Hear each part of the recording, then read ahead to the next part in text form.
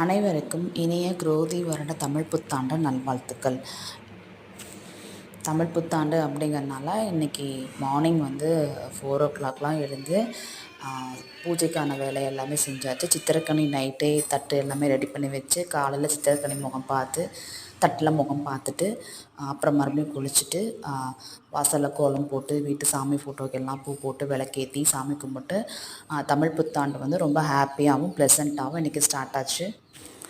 வாசலில் கோலம் போட்டு வாசலில் விளக்கு வச்சுட்டு அதே மாதிரி நிலவாசப்படியில் பச்சரிசி மாவு ஃப்ரெஷ்ஷாக அரைச்சி அந்த கோலம் போட்டு உருளியில் பூ வச்சு முன்னாடி வாசலில் பற்றி வச்சு முன்னாடி விளக்கேற்றியாச்சு.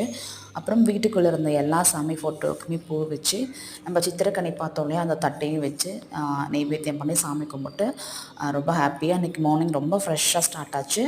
தேங்க்யூ ஸோ மச் ஃபார் வாட்சிங்.